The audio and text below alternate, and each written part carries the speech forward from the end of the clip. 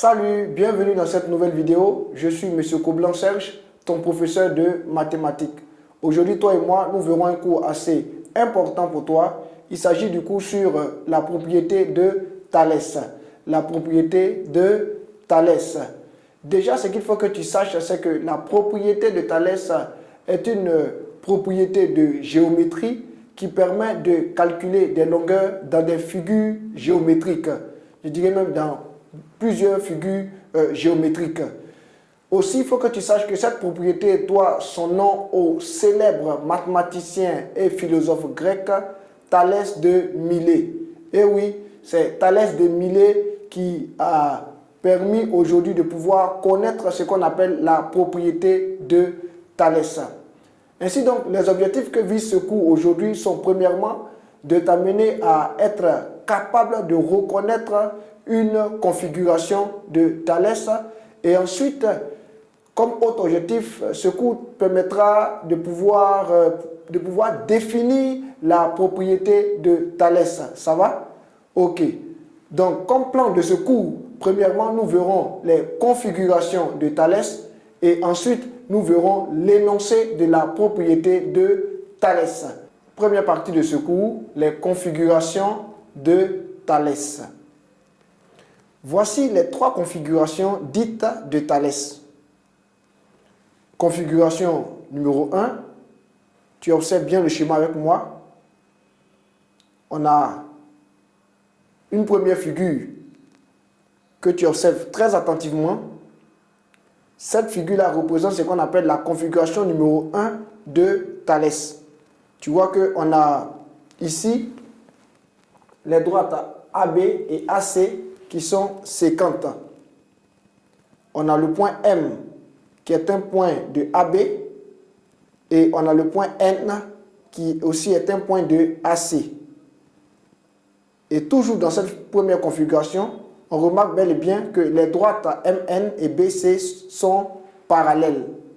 Ça va? Ok, on va passer maintenant à la deuxième configuration de Thalès.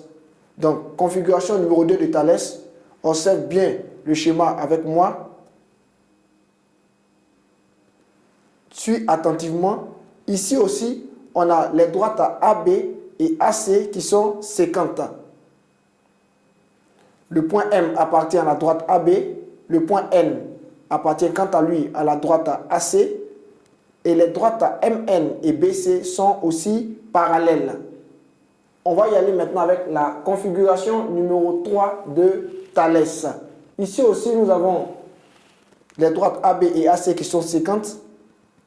M est un point de AB, N est un point de AC et les droites MN et BC sont parallèles.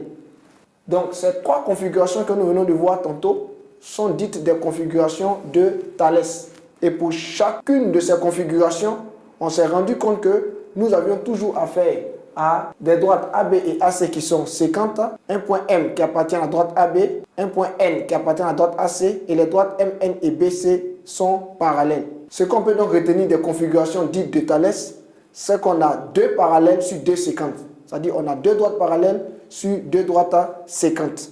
On va maintenant passer à la deuxième partie de ce cours en ce qui concerne l'énoncé de la propriété de Thalès. Que nous dit la propriété de Thalès?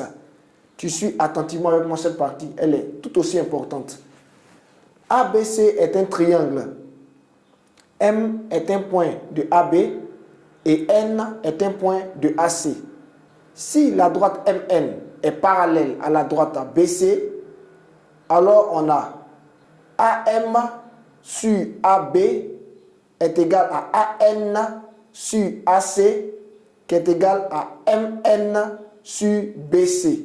D'après cette propriété, on se rend compte que les configurations dites de Thalès permettent de pouvoir bien élucider cette propriété. Donc, devant toi s'affiche encore les différentes configurations que nous venons de voir et on se rend compte que dans tous ces cas aussi, on a ABC qui est un triangle et on voit bien que pour ces différentes configurations, on a à chaque fois un point M qui appartient à AB, un point N qui appartient à AC. Et la propriété de Thalès dit que si un point M appartient à AB et que MN est parallèle à BC, alors on a AM sur AB qui est égal à AN sur AC qui est égal à MN sur BC. Il est important ici de voir que dans le premier quotient, les lettres A, B et M correspondent à des points d'une même séquence. Et dans le deuxième quotient, les lettres A, C et N correspondent aux points de la deuxième séquence. Tu peux bien observer cela avec moi sur les configurations, sur les figures qui s'affichent devant toi. Et donc, d'après la beauté de Thalès, on se rend compte que dans le dernier quotient de la beauté de Thalès, on retrouve les lettres qui correspondent aux deux parallèles. Puisqu'on a dit tantôt que si MN est parallèle à BC, alors on a AM sur AB qui est égal à AN sur AC qui est égal à MN sur BC. Donc on se rend compte que dans le dernier quotient, on retrouve les lettres qui correspondent aux deux parallèles.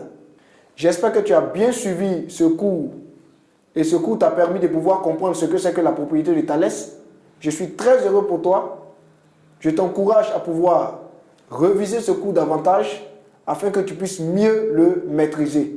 D'ici là, à la prochaine pour une autre vidéo sur Succès Assuré.